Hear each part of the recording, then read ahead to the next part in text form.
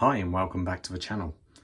Today I wanted to do the full review of my absolutely stunningly gorgeous baby Alpinist. This is the SPB 159J1, and yes, I am a bit late to the party on this one. This watch after all has been out for a few years now. I was lucky enough to get to review the green model of this about a year and a half ago, and I was really quite taken by the dial. It weren't necessarily the colour I would choose, obviously, but I just always had a soft spot for it. And basically the other day I had some money spare and I was looking at either buying a second-hand, I think Squale, blue dial, blue bezel diver, or a brand new one of these. And to be fair, Ryan over at Francis and Gaye of Coventry did me a really good deal, and I thought, sod it, I want this. And I weren't sure if I chose right at first, but then when it turned up, I just fell in love with it. You know, basically you can see how this is going, can't you? I really like this watch. I found of late I have been going for smaller model watches. Well, actually I'll say that, and I'm wearing a Marine Master MM300. You know, things like the Seiko Saab, the Zin 556, or a little bit more high-end, the Rolex Great Red Dial OP39. But all these watches are under 40mm. And I just think that, you know, I'm starting to think that's a sweet spot. Now, my wrist size is 7¼ inches. And I still think that is, these are just, they just look and feel right. I suppose before I start harping on that, shall we get some sizes out of the way? Let's zoom out so you can see the dividers. So let's have a look. Where's zeroed? Yep. So case size, I believe it is 38mm with this watch. Yeah, I think it's about 38mm. These aren't the best calipers, they're cheapest. Yeah, I think it's 38mm. Let's see across there. I'm getting just under 38, but there you go. The thickness is, I'd say 13mm or just under. The lug to lug width, which is the longest point of the watch, 45.7, and the bracelet size of this model is 20mm. And so it's not, you know, it's not a super small watch, but it's not a big watch either. But again, I just feel this is right. I love, the main thing is, as we look at that dial, let's face it, the dial is stunning. On the website, they actually call it grey, but, you know, I always think of it as black or grey. It seems to fade as it comes out from that dial. The dial is, I think, just absolutely stunning.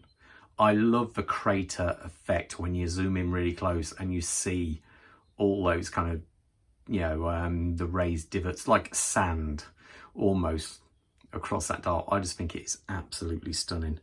The hour markers on this are just printed on there. We then have a nice minute track coming around the side. There is lume, albeit not very much on the actual dial, I would have to say. If I just move those hands out of the way, there we go. You get to see the applied Seiko on the dial. And I like it because if you catch it in certain lights, it's shiny like there, and then catch it at other and it looks black. I think that looks really good. You do have a Perspex X on the dial, which I know is a touch, you know, some people don't like it, some people do.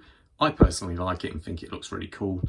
Automatic, which kind of reminds me of the Saab. They've got the same font going across there. And you have 200 meters of water, is about 20 bar. So 200 meters of water resistance. And if you get in really close, you can actually see at the bottom, it just says made in Japan. So it's quite a sparse dial. One detail I do really like. The fact is the actual date window at 3 o'clock there, the date disc is black. So it would look terrible, I think, if that was white. So I think they've just really done quite a nice job there. It kind of matches the dial. Where if you look again at something like that, it's white against cream. It doesn't quite look right. But I do, you know, do appreciate they've gone to the trouble of doing that.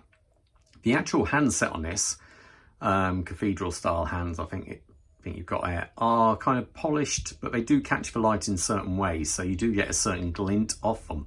Fortunately, they have got a lot more lume in them, and I do find at night, if I shine a torch on this for a couple of seconds before I go to sleep, flashlight, whatever you want to call it, this shines throughout the night and you can still tell what time it is. One of the little details I think is quite nice is on that second hand you can actually see like an orange tip to it, borderline red, orange red tip.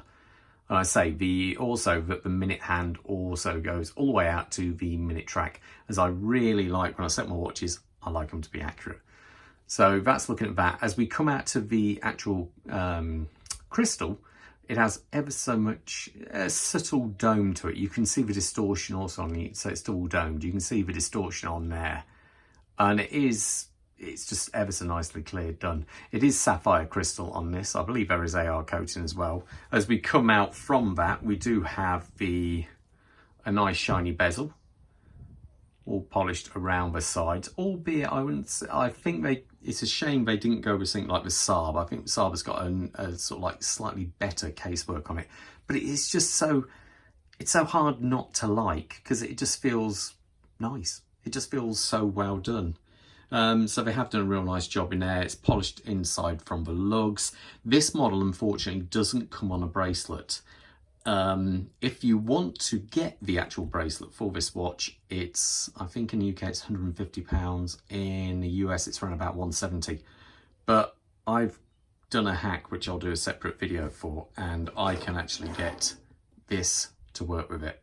So there you go, but that's another video. So anyway, as we come round from this, we'll talk about its strap more in a minute, but let's see the back of the watch. There we have inside, ticking away here, the newer 6R35 movement. So the 6R35, well basically the whole 6 series is a slight step up from the 4 and also the 6R15. Now basically the 6 series all come with a minimal of 50 hours of power reserve, where the 4R series you find in the Seiko 5s have only got 40 hours. But the 35 model, this one, actually has 70 hours of power reserve. And 70 hours is, yeah, to be fair, that's pretty well as good as it gets, really. It's a really decent amount of power. Now, I put this on the time grapher, so I'll drop that in now. I do find this is pretty good. You can always fettle it a little bit. I think it runs a little tiny bit fast, around about 5 seconds or 6 seconds a day. But we can always alter that by having a play around with the timing. But overall, it is pretty damn good. Now, we come out to this leather strap. The leather strap on this, I think, is well made. It is a very nicely made leather strap, and you do get this rather nice clasp. So there you go. And how you actually fit this is, if you pull this, I've still got plastic on there. If you see here, I can then just move this, place it in the right position I want. That locks it in, and as you go to put it on, you put it through and click. So done. I must say, it is a very nice leather strap. You've got twin keepers. One's a fixed position, one's floating. You do have this very nice black stitch on here. And I believe it is also signed Seiko calf leather. And is it signed on that side as well? Yep. So you've got all the branding on there. Nice little branding on there as well. It does suit the watch, but I found I don't use this. I can't get it to sit quite right on my wrist. Let me show you. As I say, we've got a Marine Master MM300 SLA023. So many numbers to remember, on a Super Engineer 2 bracelet from Strap Code. So if I put this on my wrist, you'll, oh, there we go. And that is now, so when you think that is a 38mm watch on my 7¼ inch wrist, I think it looks really, really good. You know, I've been wearing this watch non-stop, really. I'm really, really enjoying it, especially now I've done the hack with the bracelet. But what I find is I'm not quite so keen on this. I find it presses a little bit down on the clasp. This is just really his personal choice, and you might find that for your wrist size, it might not be a problem. So I tend to wear it either on this black leather strap I'm wearing this, or now I've got the bracelet on a bracelet. But either way, it is still, I think it is still a stunning looking watch. So there you go. Do you, out of interest, do you guys find you're either buying bigger watches or smaller watches these days? I say, when I first started out collecting watches 12 odd years ago, I wanted all the bells and whistles, and now I've sort of like simplified. A lot of my newer watches are all simplified. I just don't know if it, I say mature in taste, or I don't know, but I really like this. I think these watches just feel great. Okay then, all the best, and take care and stay safe out there. Okay then, bye.